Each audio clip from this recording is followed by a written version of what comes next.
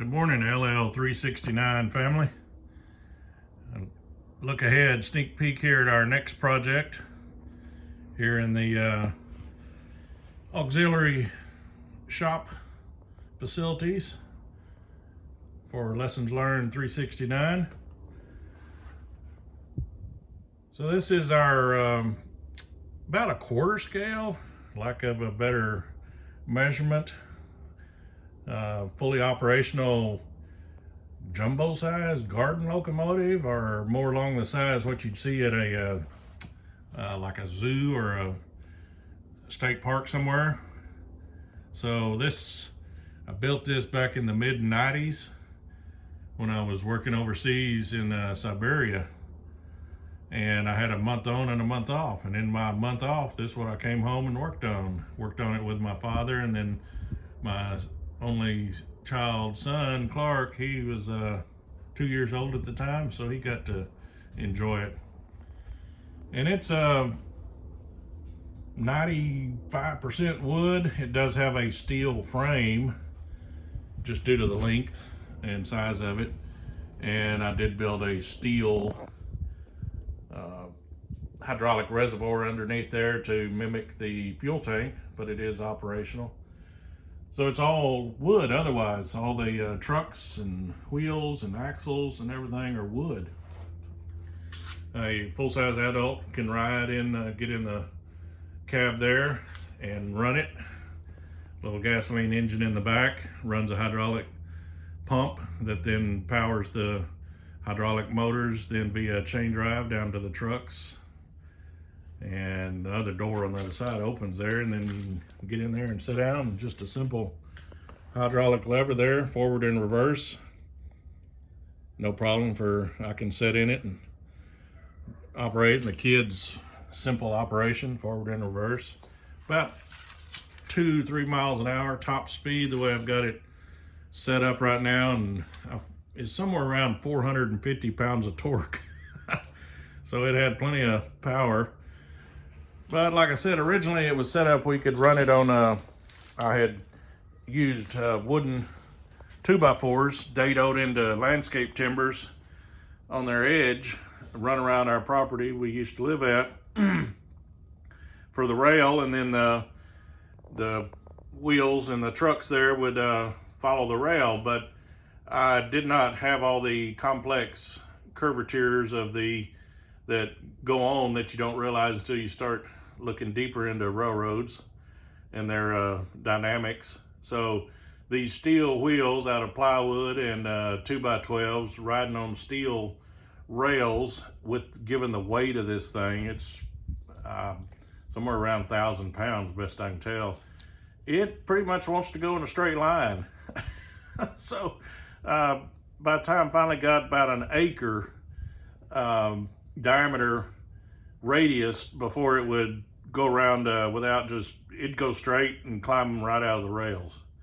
So the project now moving forward is to replace these trucks. It's going to be easier, I believe, just to replace them totally, but I'm going to have to build them out of steel and some axles and everything, still be hydraulic drive, but have some rubber tires and of course steering. But that way we can just drive the silly thing out onto the driveway and down the street, or parades, or out through the yard if you want to, depending on, don't get it high centered. But it just make it a whole lot more mobile and more useful for I've got 3 grandkids now, and I want them to be able to enjoy it, and I'd like to finish it. There's still lots of lights and air horn and everything, all kinds of stuff I want to do to it. So we've come this far. So we saw the cab there, and unfortunately the thing's been being used as a shelf. But anyway, back here in the back is the modular little gasoline engine I bought at the time, a little Honda, coupled to a hydraulic pump, and then quick connects for the hoses that go down to the hydraulic drive system. And the whole thing just sits on a cradle there that you can take in and out if you want to. Just thought it'd be a neat thing to do at the time. So the middle section here is just empty. So I've got plans, you know, to put like an air compressor with a air tank and have a real train horn in there that can either run off electric or add a hydraulic circuit, any number of things there. Kind of styled it after the later locomotives that had dynamic braking, where they had the radiators to help cool the big old engines, I think, when they were trying to dissipate the heat from going downhill. And this section just literally sets on there and sets off also. So we did have one other complementary to complement this locomotive. We had a caboose, and it's over here. So we'll go around and get a better view of it too, but it's all wood. It doesn't have wasn't big enough and everything. It's the frame and everything's wood, wheels, trucks, axles. So we have a locomotive and a caboose. And the cupola just sets on and off here so the kids could access it, get in and out of the caboose. We just lift it off and they get in, set it back on or whatever. So we had two parts to our consist here of our railroad. So of course always had plans for a whole lot more, all kinds of other cars be cool to make, which get this thing, get a truck assembly that'll work for all terrain.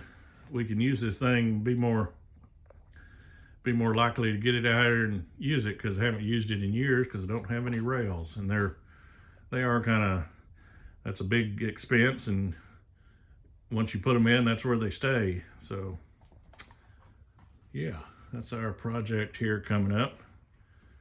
Give you all a look at that. We'll have to obviously make room here, but got all the jack stands and heavy lifting equipment here that we can get her set up and leave it set up while we build some new trucks. We'll bring y'all along for that ride.